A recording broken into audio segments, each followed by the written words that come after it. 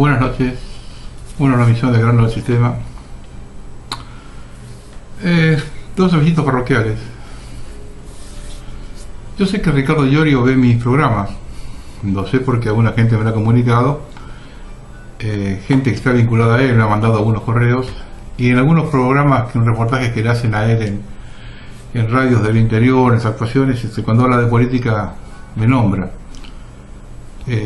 Corresponde entonces devolver un poco las gentilezas y recordar que el día 25 de junio fue su cumpleaños. Entonces bueno, lo tengo que saludar. Es una voz más que se suma a la disidencia. Es una voz un poco más importante que la nuestra porque tiene más llegada y bueno, es importante sobre todo por el público que tiene él, que haya gente comprometida con la cosa nacional, ¿no? Felicidades, Ricardo. Poco tarde, pero bueno, ¿qué va a hacer? Siempre llega, ¿no? Otra cosita, ya está la página. Yo tengo cargado ahí como 430, 440 artículos y 60 o 60 videos. Voy a seguir cargando, pero ya se puede entrar. Yo ahora van a poder ver acá en la pantalla el nombre de la página para entrar con el buscador de Google y el correo electrónico si quiere comunicarse o quiere seguir con ese correo que está acá por este momento. Reconquista TV, ahí van a encontrar los ítems, busquen de vuelta, van a encontrar artículos muy interesantes, van a encontrar videos muy interesantes de diversos temas. Bueno, cualquier cosita, cualquier sugerencia, estamos a disposición. Hay una grieta que es muy grande y que está a punto de explotar. A mí me llama la atención cómo se han puesto los macristas estos últimos programas. Los trolls se han vuelto locos con el reportaje que me hicieron los chicos de Paz Mundial. Petrallaron este programa y también petrallaron el programa de ellos. Y trabajaron a destajo con el correo electrónico. El tema es haber salido al exterior, estar con otra gente, eso lo superó. Ellos están, el plan es enquistarme a mí acá chiquitito con poca audiencia. Entonces cuando hubo una salida hacia otra gente, eso lo vio loco, ¿no? Y después aparecieron los otros también, los que compraron el nuevo relato. Durante 12 años nos comimos el cuento que los Kirchner venían a fundar la Argentina, no a refundar, sino más ambicioso. Antes que ello no hubo nada. En vez de refundar, la refundieron. Y ahora aparecen los salvadores de la patria. Los que con paciencia china y ambición inglesa se tomaron 50 años para saquearla. Y nos vienen a decir que acuden en forma desinteresada a sacarnos del estancamiento y la decadencia sin ponerse colorado. Y es tanta la desvergüenza que en 1 año y medio ya le están haciendo sombra a los anteriores a la hora del saqueo. Lo peor de todo es que al sector más ilustrado de la población, no educado, eso es otra cosa, le llega a decir que Macri y su banda se robaron 1 centavo y son capaces de lapidar a quien lo dice. Son peores que los otros. Los kirchneristas se manejan por impulsos. Ante la crítica cristina, dicen, antes llegaba a fin de mes. Bueno, no deja de ser cierto. Pero se hacen los tontos con el tema del robo, de la corrupción, no dicen nada. Antes llegamos a fin de mes. Ahora con la gente de Sigamos, no terminamos de sorprendernos. Un comerciante que cerró su negocio y perdió todo porque no puede con los aumentos del alquiler, las tarifas y la recesión, le echa la culpa a la herencia. Otro a los negros de mierda que tienen que indemnizar y lo dejan sin 1 centavo. Otros que siguen teniendo confianza en Macri. Nos quejamos del nivel de la escuela pública. Me parece que debemos controlar un poco más la privada. En ella se dicta una materia nueva, lavado de cabeza. Es tan buena la gestión de Sigamos que en vez de mostrar los aciertos, a la hora de preparar la estrategia de campaña, Esta se basa en un 100% acerca de Cristina.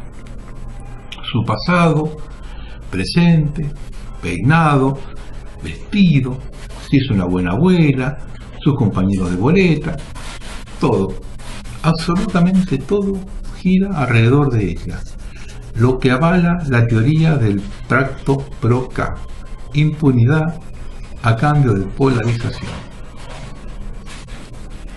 Y aquí hay que hacer otro comentario. Critican a los integrantes de la lista de Cristina. Es cierto que hay impresentables, pero como si ellos tuviesen carmelitas descalzas en las propias.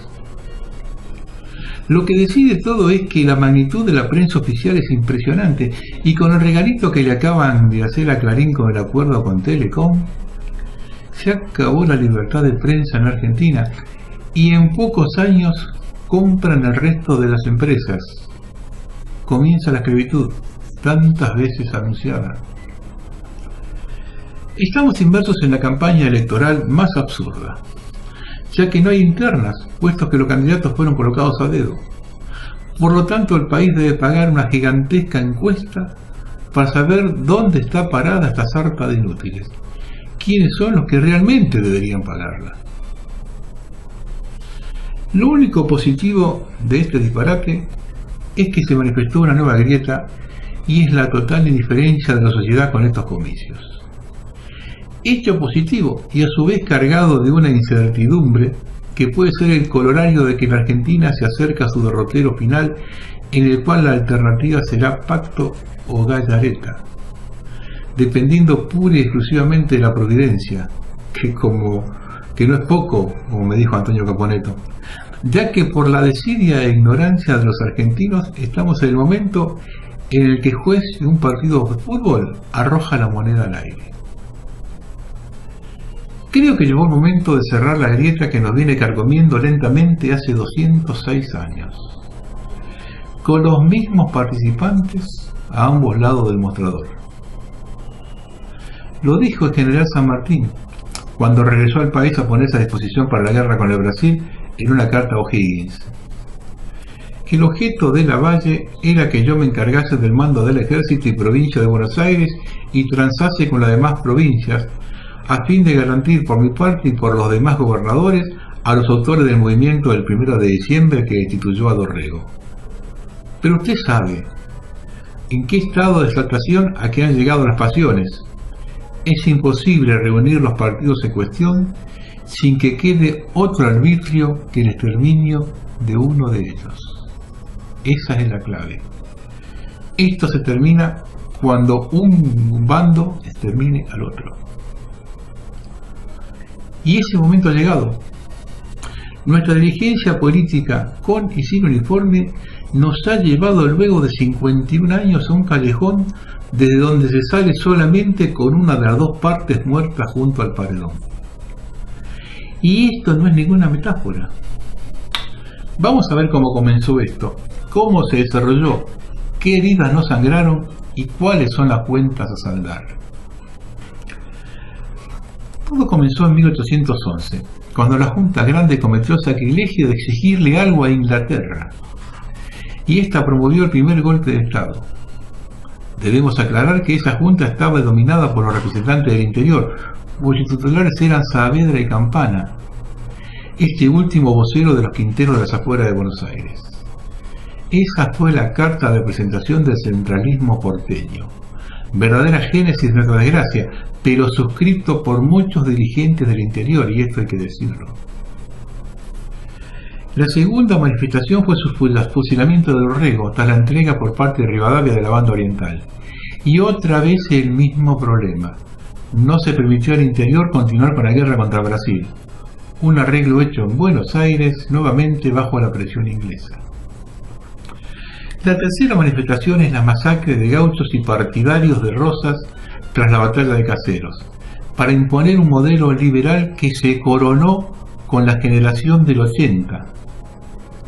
Llevado adelante, hecho no menor y a tomar nota, por dos cordobeses, dos tucumanos, un sanjuanino, un entrerriano y un solo porteño.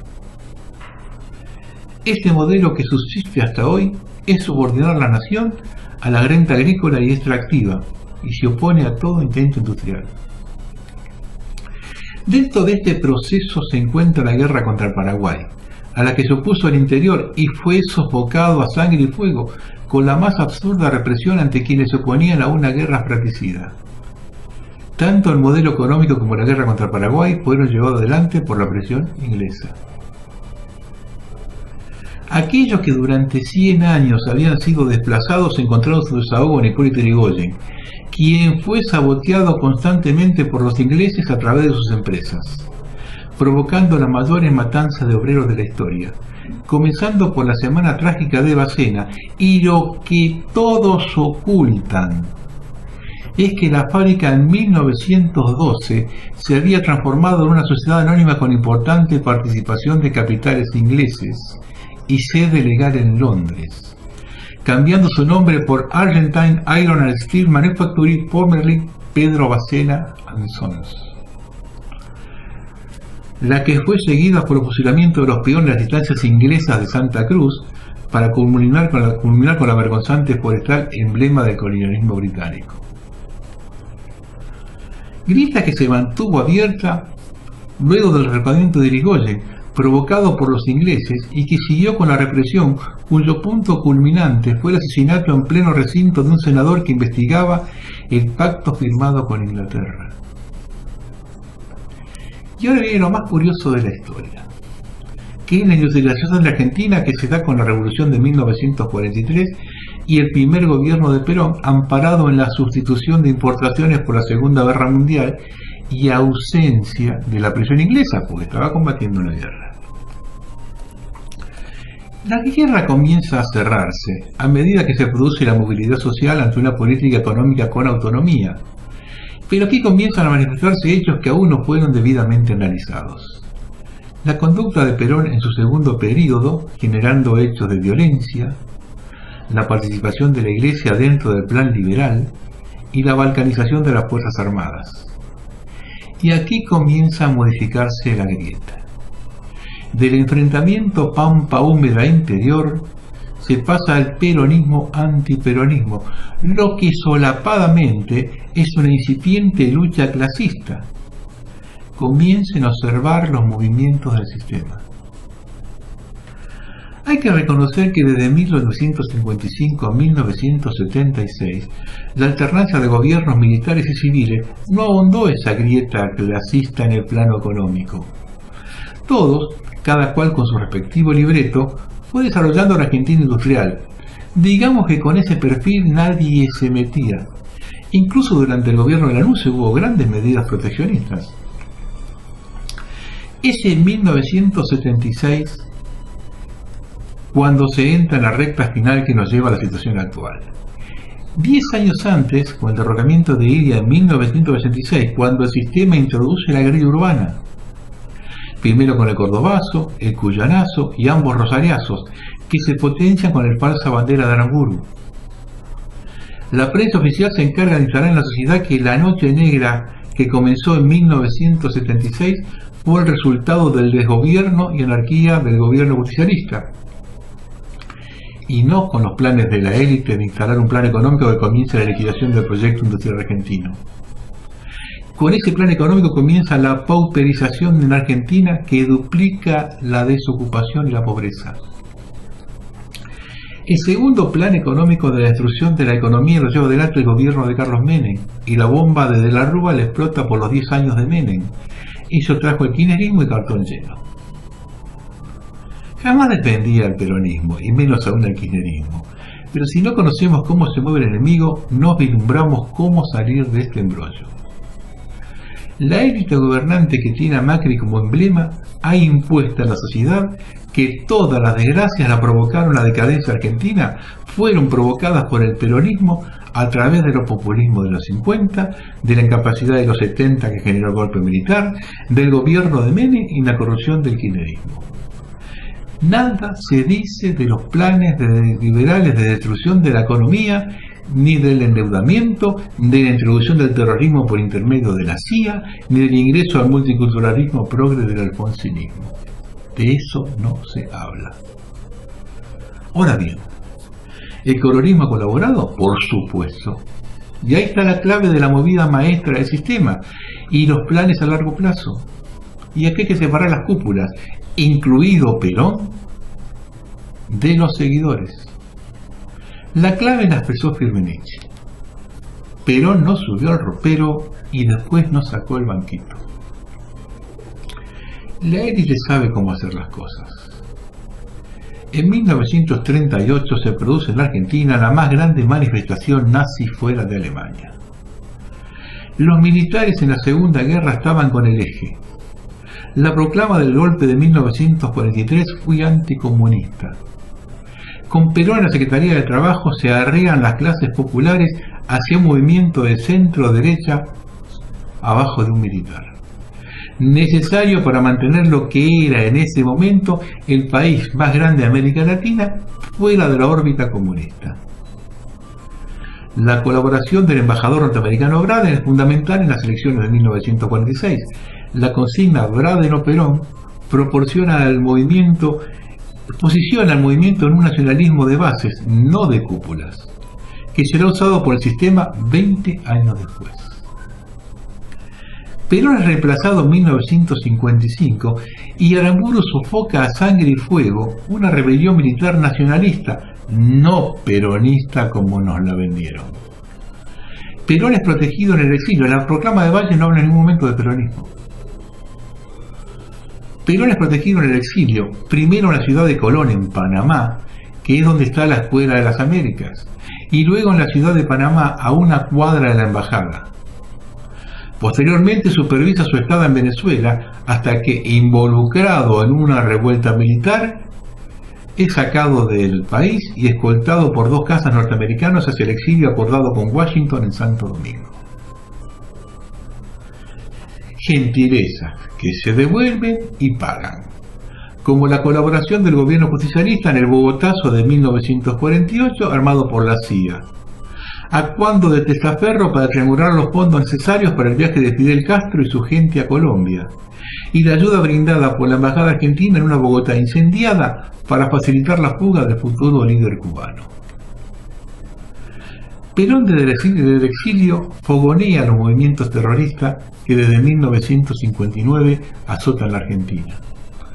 De esas bases nacionalistas formadas bajo el peronismo se nutren Montoneros, mientras las cúpulas sindicales del mismo movimiento peronista negocian con los militares el derrocamiento del presidente Illa, favor pagado por Onganía con la creación de las obras sociales entregadas a los sindicatos.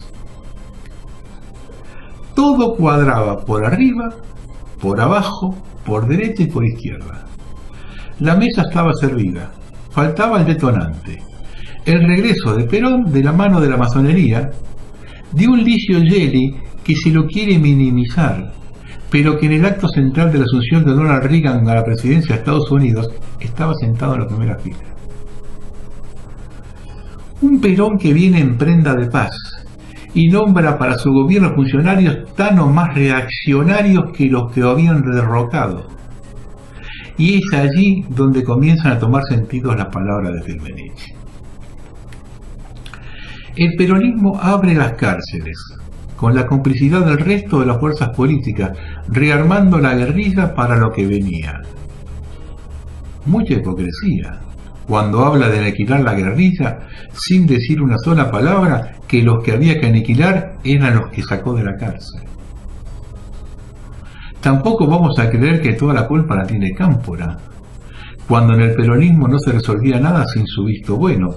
En el famoso acto del renunciamiento de Evita, Cámpora estaba a 1 metro de ambos.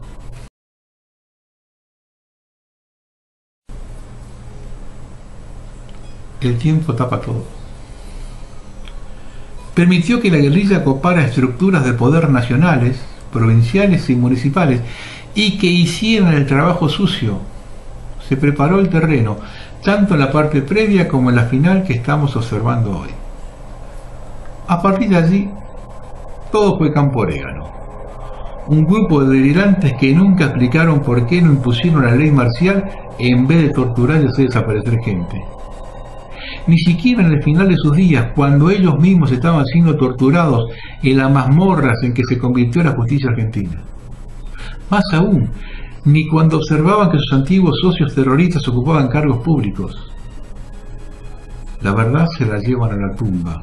De lo contrario, no les alcanza la vida para pedir perdón a sus camaradas de armas que involucraron sin decir la verdad y que hoy pagan culpas ajenas. La clase dirigente política patria hizo el resto. Cada uno que gobernó, como algo establecido orgánicamente, se encargó de aumentar esa grieta en todos los planos. En el económico, el espiritual, el social, el educativo. Fueron destruyendo la Argentina con millones dentro, con una perversión inimaginable, mientras se llenaban de dinero mal habido y con la más absoluta impunidad. No les importó que la pobreza, la desocupación avanzara como una mancha de aceite. Nadie se conmovió ante los niños desnutridos, los abuelos abandonados, en la calle, las familias destruidas. Ninguno sacrificó un mínimo de sus privilegios cuando veía una criatura que recién comenzaba a caminar y lo hacía traer a sus padres arrastrando un carromato con cartones. Uno de los hechos más violentos que me tocó vivir fue observar un día del niño la mirada de una criatura de no más de 5 años caminando por la calle detrás de sus padres cartoneros, observando a otro niño que jugaba en la vereda con su juguete nuevo. Y esta banda de malparidos viene a pedirnos el voto, que no es otra cosa que un salvoconducto para seguir robando y disfrutando sus privilegios. Nadie, absolutamente nadie, de quienes se postulan en este sistema perverso merece que siquiera nos molestemos a concurrir a un colegio a votar. Únicamente con las amenazas que profieren hacen que la gente cumpla con su obligación cívica. Solo le pido a Dios encontrarme con ellos en un callejón sin salida para ver quién queda contra el paredón.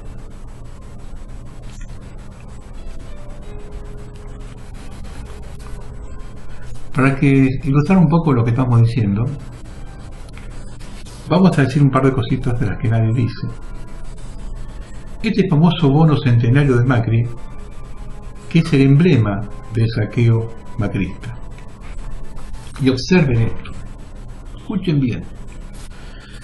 Todas las críticas realizadas a la emisión del bono a 100 años parecen haberse quedado cortas. Sucede que los usureros internacionales que participaron en este negocio ganaron en un plazo de 15 días la friolera de 115 millones de dólares. La razón de semejante ganancia se debió a lo siguiente. Aunque el bono ya pagaba una tasa nominal altísima del 7.15%, el gobierno admitió venderlo bajo la par, por debajo de su valor, incrementando la tasa al 7.9%. Así, por cada 100 dólares, el Tesoro recibió 90. Pero como en un solo día la cotización se elevó a 94.1, los usureros internacionales embolsaron la ganancia de 115 millones de dólares. Lo ocurrido con el bono centenario no fue una excepción. El pasado 14 de junio, el Tesoro emitió deudas en pesos por 75.000 millones, atado a la tasa de política monetaria del Banco Central. Los títulos de deuda fueron comprados a 101 pesos por cada 100. Pasados pocos días, esos títulos se cotizan a 103, lo que equivale a una ganancia del 2%. Convertido a dólares, el beneficio de quienes compraron esos títulos ascendió a 94 millones de dólares en solo 2 semanas. Si se suman ambas emisiones de deuda, tenemos que los usuarios internacionales ganaron en 15 días 209 millones de dólares. Esto prueba ni más ni menos que el gobierno convalidó una tasa de interés usuraria que permitió embolsar en pocos días beneficios extraordinarios. Si se compara con el escenario de baja de las tasas de largo plazo de Estados Unidos, queda claro que el gobierno le otorga a los especuladores internacionales negocios que no existen en ningún lugar del planeta. Costa del Marfil, donde una pandilla militar acaba de dar un golpe de Estado, acaba de colocar deuda a una tasa inferior a la de la Argentina.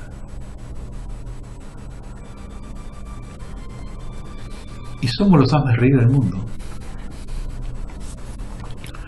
¿Se acuerdan cuando los macristas se regocijaban porque éramos una reír en la época de Cristina? Y todo se repite.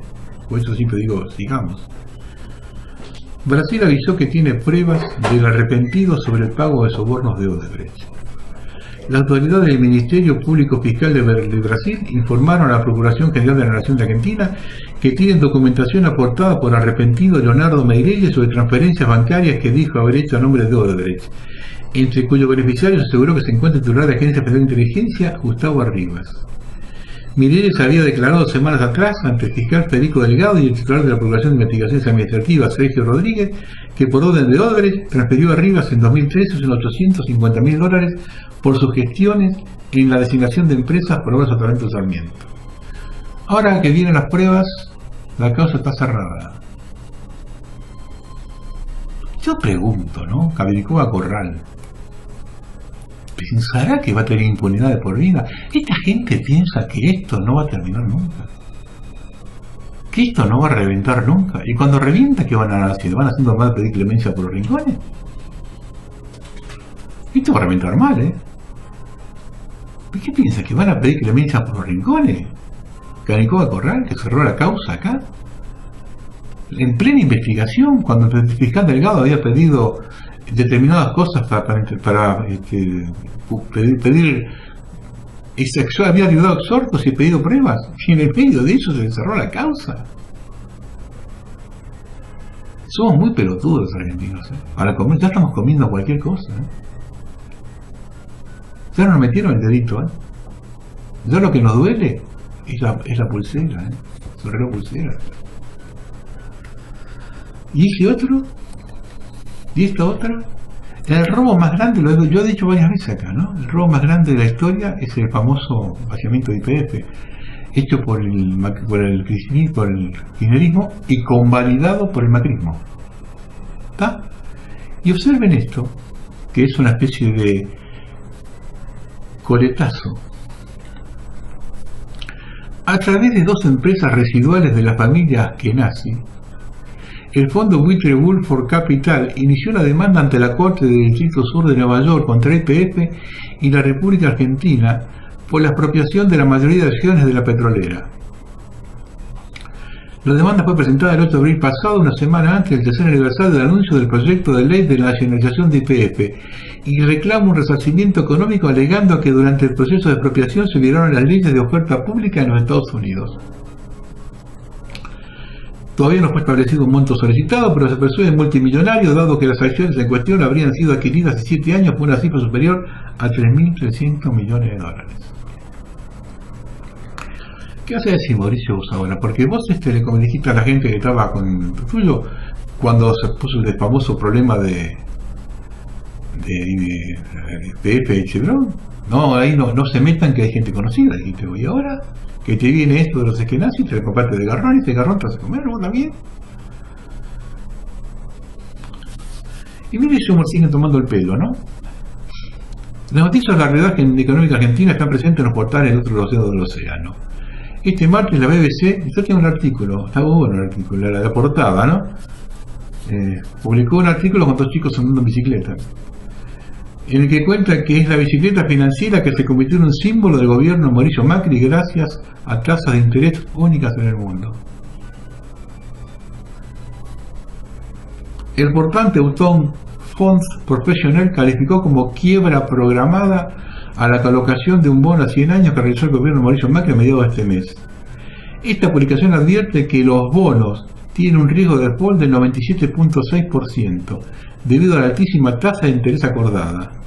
100 años de plazo y un bono estatal al 7.25, que son los datos de la nueva emisión de deuda que el eterno quebrador de la Argentina, el eterno quebrador país de la Argentina, colocado hace pocos días, afirmó el diario. Así nos ven afuera. Y Mauricio nos quiere convencer de que afuera nos ven bien, ¿eh?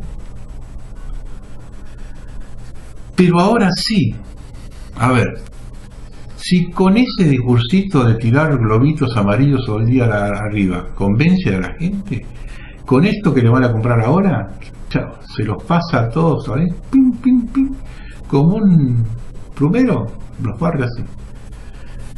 La acotada capacidad intelectual y oratoria del presidente no es ningún secreto, Tras un año y medio de gestión, la Casa Rosada puso manos a la obra para intentar disimular en público estas falencias con la compra de un moderno artefacto. La Secretaría de Comunicación Presidencial convocó días atrás una licitación para comprar un sistema de teleprompter con doble lector óptico a distancia para uso de las conferencias que haga Macri, según indica el pliego. La publicación se hizo el 18 de enero, cobrará 270.000 pesos por la venta de equipamiento. Bueno, ahí el señor va leyendo tranquilamente y ya se olvidan de las macanas que dice. Otra cosita, ¿no? Porque hablan de las colectoras que tiene el kirchnerismo. De las colectoras que tiene Sigamos, no dicen nada, ¿no? El bloque ECO, compuesto por 8 legisladores que responden a Martín Lustó, ayudó al oficialismo a bloquear la interpelación del ministro de Justicia y Seguridad Martín Ocampo, que había propuesto Gustavo Vera. Queremos saber las razones del ministro por designar 2 jefes de policías presos por coimeros, reclamó el diputado porteño de Bien Común. El socialismo y Suma Más aportaron 7 esenciales que colaboraron con los 28 votos negativos del PRO, la coalición cívica y confianza pública para frenar el pedido de Vera. La propuesta contó con el apoyo del resto de la oposición conformada con el partido de izquierda. ¿Me das cuenta? Que en superficie te dicen que estamos peleados y somos todos del palo, ¿eh? Ahora le toca a Salta. Yo creo que fue cuando anunciamos la música que me había escrito este amigo Rosario sobre el programa que lo usamos para el programa de historia. Una de las primeras fotos que pasaba era de Salta, de el cono de Arita, un lugar precioso, turístico, hermoso, que está pasando Santiago de los Cobres. Es un lugar más lindo de la Puna Argentina.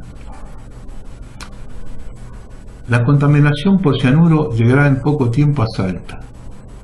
En agosto comienzan a construir el campamento en el Salar de Arizaro, donde la empresa canadiense Manchester Sociedad Nueva extraerá oro. Será una mina a cielo abierto que usará grandes cantidades de agua cianurada. El proyecto minero no puede ser más contaminante. La mina estará ubicada al sur del Salar de Arizaro y a 70 kilómetros de Toral Grande.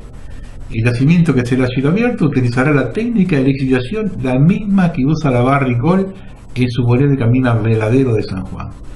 Es decir, usará grandes cantidades de agua cianurada para separar el metal de la roca. El Salar de Arizaro es un sitio turístico enclavado en un entorno natural de enorme belleza, dentro del cual se ubica el famoso cono de Arita, una pirámide natural de 200 metros de altura. Yo pasé la foto por acá. Sigamos. Voten ahora dentro de poco, voten esto. Entonces voy a decir lo que van a votar. Y a nosotros nos decían conspiranoicos. Nos insultaron, a mí me insultaron montones de veces. Cuando yo decía esto, decían que es un conspiranoico, ¿no?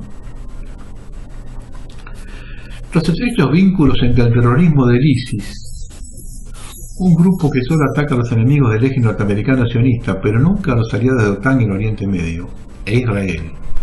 Una realidad de la que cada vez se han ido acumulando más indicios, se confirma con la noticia que la milicia Chi, que combate a los yihadistas en Irak, ha capturado al coronel israelí Yussi Elon Shahak, quien ejercía de instructor y asesor de los terroristas. El militar ahora capturado ha confirmado la estrecha colaboración entre el ISIS y altos mandos militares del Mossad, aunque no solo Israel está sufragando y dirigiendo ante su supuesto califato, integrado por mercenarios a veces bastante ajenos a la doctrina islámica. Arabia Saudita, Qatar, Emiratos Árabes, Jordania y señores países están apoyando al ISIS con fondos, armamento y vehículos. 30.000 entregados por Arabia Saudí, 4.500 por Jordania, entregados a través de las porosas fronteras jordanas. El coronel Shalak también habría confirmado la muerte del líder del ISIS, Abu Bakr al-Baghdadi, en realidad un actor israelí formado y entrenado por los servicios secretos de Estados Unidos e Israel, quien recibió 2 balazos, uno en la cabeza y otro en el hombro, en un intercambio de fuego, así como el asesinato de 2 de sus principales colaboradores en un decabezamiento del grupo terrorista que parece obedecer a los quemados que ya estaban, que lo que sugiere que detrás de su muerte es el consorcio CIA Mossad. Una prueba, ¿no?, de que el ISIS fue armado por ellos. Y acá viene otra, de un amigo de la casa. ¿Quién va a discutirlo a don Henry? El miembro del comité de dirección de Bilderberg, Henry Kissinger, dijo a Fox News que Estados Unidos es responsable de armar a ISIS. En marzo, Qasim al-Araji, jefe de organización Ba'ath en Irak, dijo al Parlamento que tenía evidencia que Estados Unidos armaban deliberadamente al ejército islámico. La organización con sede en Londres, Conflict Armament Research, previamente informó que guerrilleros del ISIS están utilizando cantidades significativas de armas, incluyendo rifles de asalto M16 marcadas como propiedad del ejército de Estados Unidos. En julio, de Aaron Klein, escribiendo para World Net Daily, informó que los miembros del ISIS fueron entrenados desde 2012 por instructores estadounidenses que trabajan en una base secreta en Jordania, según funcionarios jordanos. Y esto yo lo traigo acá 30, 40 años para atrás, cuando ya nos cansamos de decir que los terroristas que asolaron la Argentina, Chile, Uruguay, los armó la CIA en Estados Unidos. Ahí tiene la comprobación.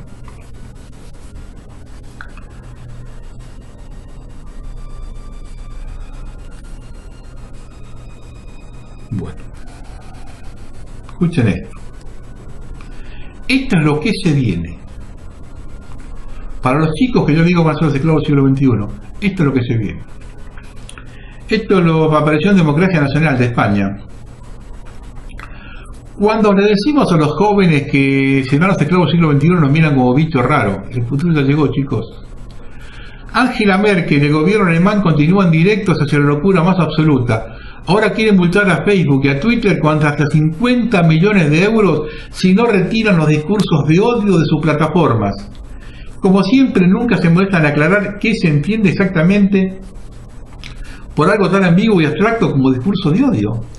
Y algo obviamente ilegal, pero no tenemos que preocuparnos. Para eso ya estarán los responsables de las docenas de ONG y organizaciones antirracistas, multicultis, LGTB, de fronteras abiertas, subvencionadas, y los miles de jueces, periodísticas y políticos adoctrinados en más de 70 años de lavado de cerebro progre marxista anti-alemán. Parece que Merkel quiere callar a toda la oposición que está saliendo en Alemania contra su demencial plan de destruir el país germano, importando inmigrantes en masa, en especial musulmanes. Esta demente está obsesionada con terminar con lo que ella llama el discurso de odio en Internet y no ha dudado de exigirle al nuevo fundador de Facebook medidas más contundentes al respecto. ¿Qué diferencia de trato con el que emplea hacia inmigrantes musulmanes y refugiados?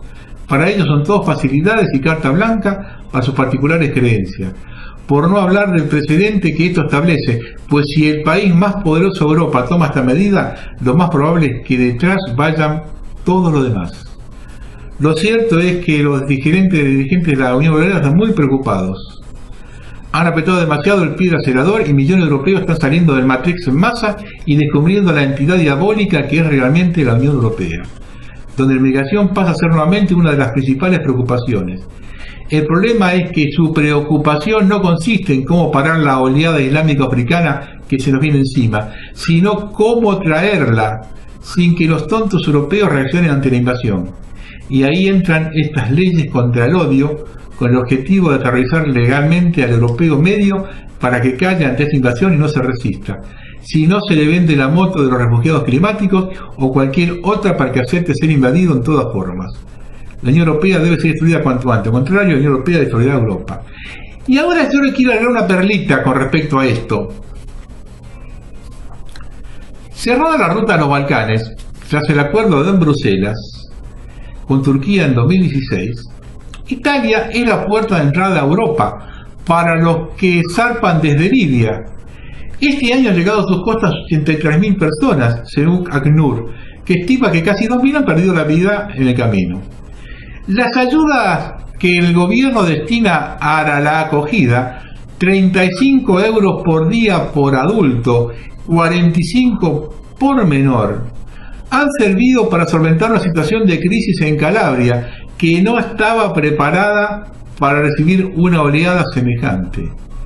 Pero también para atraer a la Andrangheta, acostumbrada a llevarse una parte de todos los negocios que se mueven en su territorio.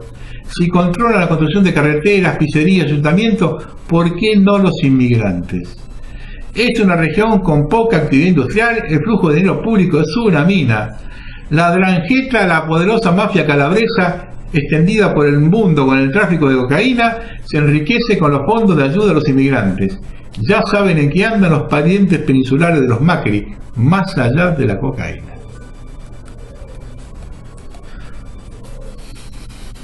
Ahora nos ponemos un poquito serio. Y esto, fíjense, cómo ya voy a buscar nuevas palabras, ¿no? Tontos nos queda corto, boludos también.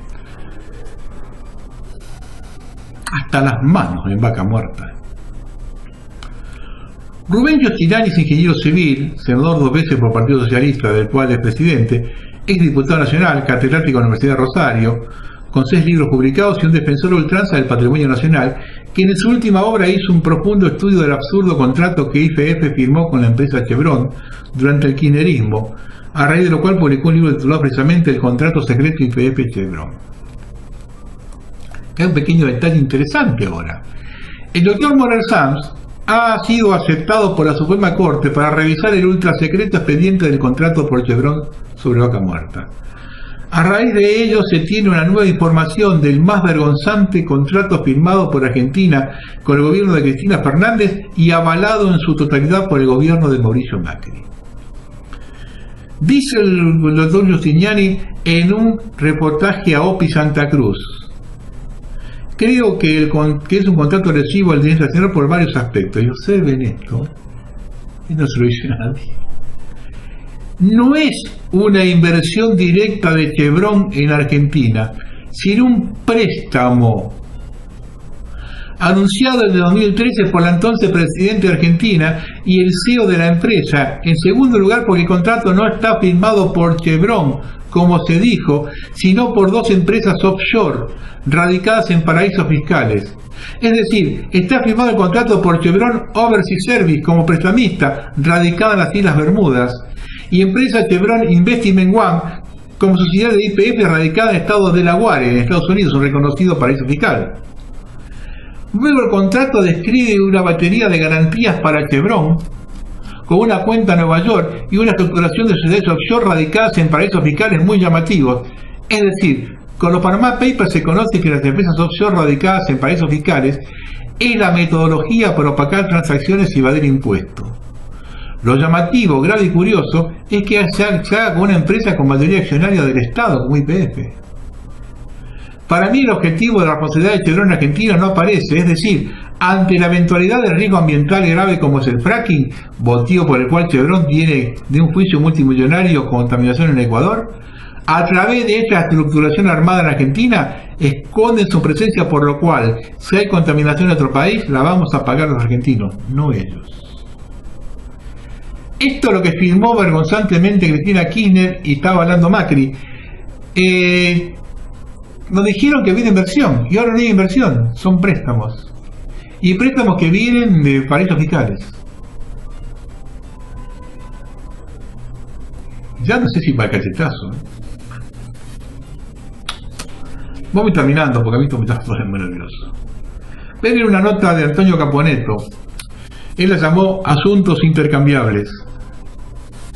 2 nuevos insultos políticos parecen prodigarse hoy los partídocratas, repartidos entre el oficialismo y la presunta oposición. 2 vituperios que marcarían una supuesta enemistad irreconciliable y que tanto abundan en las bocas de los funcionarios como en las de los candidatos o en la de los múltiples medios masivos. Unos acusan a los otros de neoliberales y quienes teóricamente lo serían le responden endilgando el calificativo de populistas. Como los protagonistas de ese intercambio de motes no pasan de la condición de primates, nadie deduzca que el más fiero cruce verbal asoma un disputatio escolástico antepartidario de Hayek o Milton Friedman y sus adherentes a las delegaciones de Keynes o de Laclau. Nada de eso.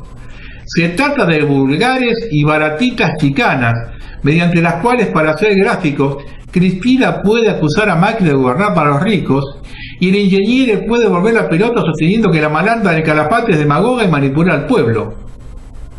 Con las poco ingeniosas variantes que se les ocurra a cada sector litigante, lo patético del enfrentamiento es que no pasa de ser una variante ramplona de la dialéctica marxista. Cuidado que los que cambiemos son oligarcas. Atenti que las huestes del tuerto y la viuda alegre son las amenazas del purismo republicanista. Por favor. La verdad es muy distinta y como siempre no encuentran muchos que la digan. La verdad es que repugnantes populistas son todos, porque todos sin excepción le rinden tributo a la soberanía del pueblo, al sufragio universal, al dictamen electoral de las mayorías y al rugir de las multitudes votantes y deponentes.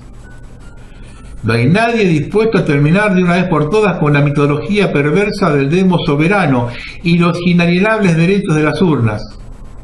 Macri, con su camiseta de Boca y sus sanitarios homenajes a Perón, es el encarrilamiento ante la mitad más uno, naturaleza íntima y ruin de todo populismo, y sube más tiempo en aparentar ser un hombre bueno que en serlo, y a esto llamaremos imperdonablemente cinismo.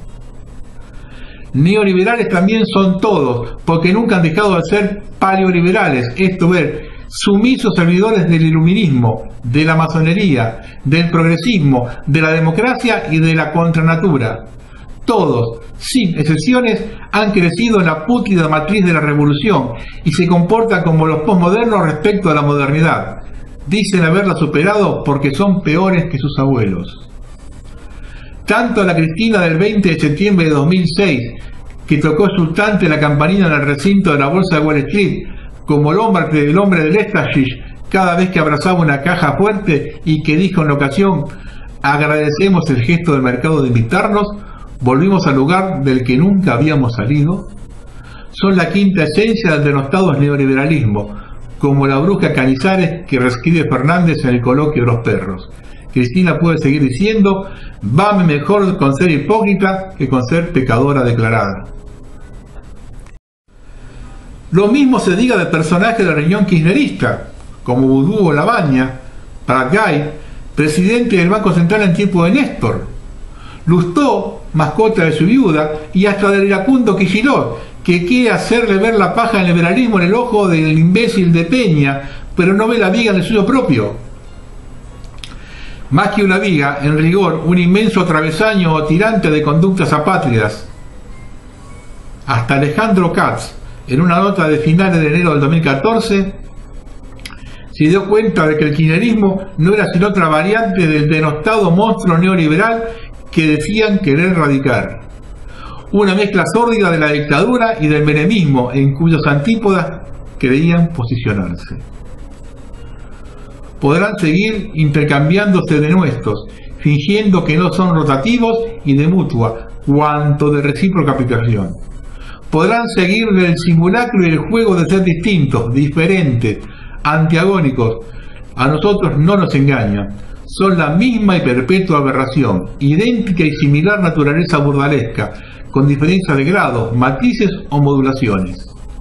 Les llegue a ambos por igual el repudio y el rechazo frontal de los argentinos de bien que todavía queden, y permita a Dios que estos patriotas sean la simiente de un porvenir honorable para la Argentina, libre ya de populistas, de neoliberales y de todas las plagas que hoy nos castigan. Toño Capuento.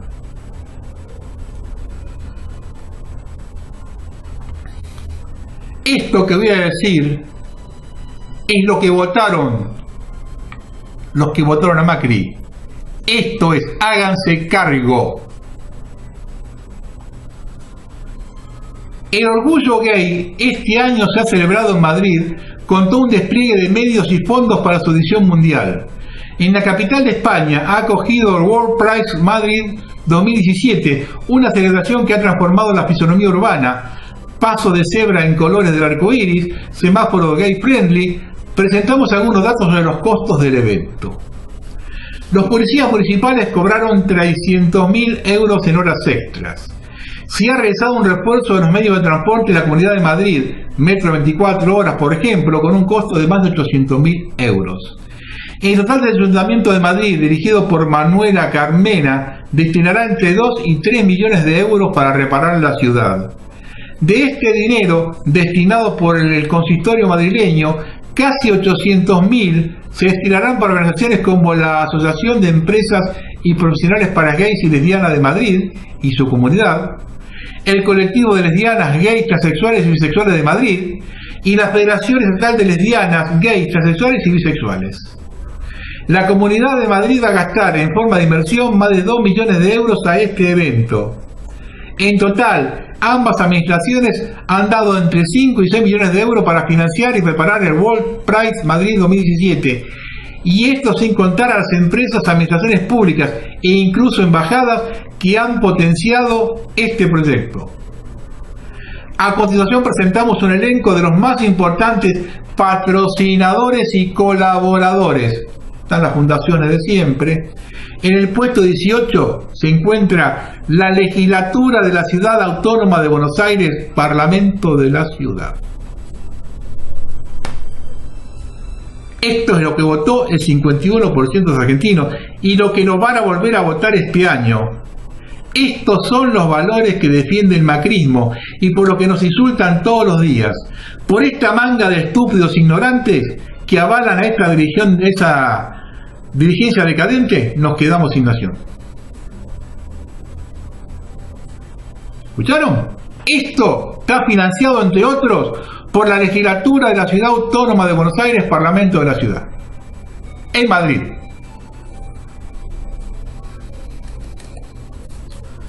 Para ir terminando, voy a leer un pequeño comentarito chiquitito que hizo el licenciado Francisco Escolaro. La seguridad será el eje de la campaña, promete el presidente. Al menos estamos avisados por dónde hará agua el bote en los próximos meses. La pregunta se impone: ¿qué lleva a estos improvisados gerentes gobernantes a rifar el futuro de una nación en un imprevisible resultado electoral? Que sus estrategas de campaña economistas, que no van más allá de charlatanes de feria, les han dicho lo que quieren oír. Un indiscutido triunfo electoral convencerá a inversores a venir corriendo a invertir montañas de dólares para ser los primeros en servirse de las porciones con más crema y solucionada la economía y no hay más problemas. ¿Sí? ¿Verdad? Le están diciendo a la gente que después de que ganen las elecciones van a haber toneladas de inversiones aquí. Entra y circula de norte a sur y de este a oeste más droga. Y escuchen estos detalles.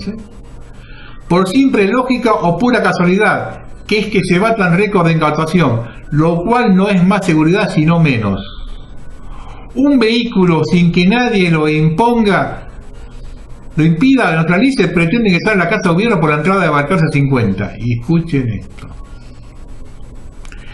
Mega operativos y allanamientos en la Villa 11, 11, 14 y en Rosario, cuando desde hace 2 semanas antes se estaban mudando cocinas y maleantes. Repito, mega operativos y allanamientos en la Villa 11, 14 y en Rosario, cuando desde 2 semanas antes se estaban mudando cocinas y maleantes. Un policía invitado al casamiento de un futbolista tampoco. Un policía por invitado tampoco, Flagrancia.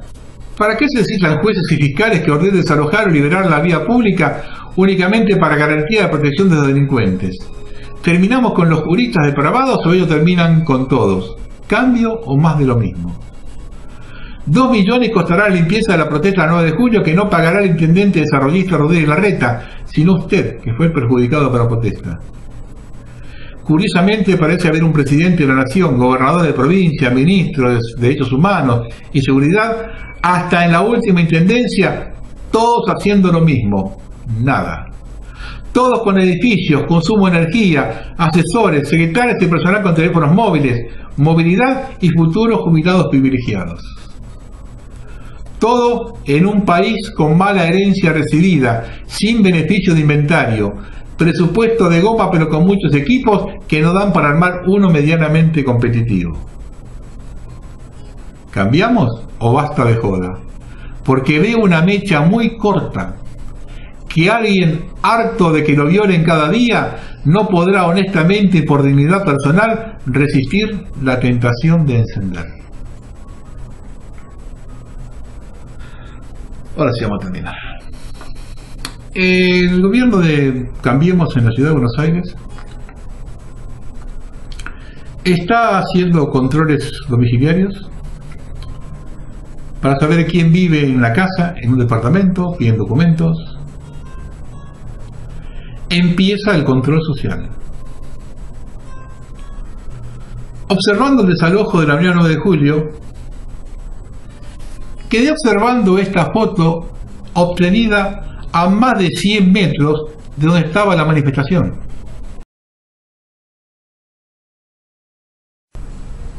Bien, hay una sola persona que tiene un uniforme ahí y una mujer en el piso. Lo vinculé con el absurdo operativo en el sindicato de Canillitas. 120 gendarmes armados hasta los dientes. ¿Qué pensaban? ¿Que los iban a recibir a tiros en un sindicato? ¿Han calculado la droga que pasó por la frontera mientras los gendarmes estaban ahí? Al titular del sindicato lo tuvieron incomunicado en una oficina. Esto ya lo viví y me hizo acordar operativos en el gobierno de Onganía y durante el proceso militar. La historia se repite y de la peor forma.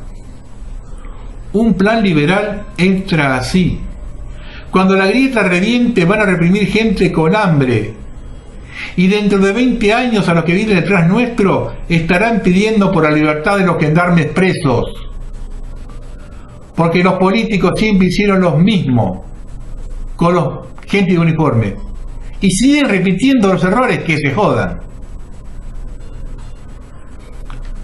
Los historiadores descubrirán que había un hilo en común entre todos los periodos que se estableció un modelo liberal de saqueo y negociado.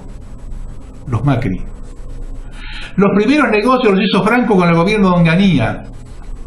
Con el proceso militar el grupo pasó de tener 7 empresas en 1976 a 47 en 1983. Un joven Mauricio negoció con Cavallo la estatización de la deuda privada. Al gobierno de Menem le proveyeron cuadros técnicos para las privatizaciones, con Dromi a la cabeza, todos empleados del grupo Sogma. Y le impuso un empleado suyo, Carlos Grosso, como intendente de la capital, para seguir con los negocios iniciados con el brigadier Cacciatore, uno de los pilotos que bombardeó la Plaza de Mayo en 1955. Seguido de 13 años en el gobierno de la ciudad a pura corrupción, para terminar con la Argentina que van a tratar de reconstruir nuestros historiadores. La Argentina va a ser votada nuevamente por los que siempre vieron su propio beneficio en contra de los intereses de la nación. El sistema hizo un buen trabajo. 80 años le llevó. Una vez desfilaron tropas francesas y brasileños para el regocijo de esa ciudadanía. Esta vez serán azules y rojas y el regocijo el mismo. Buenas noches.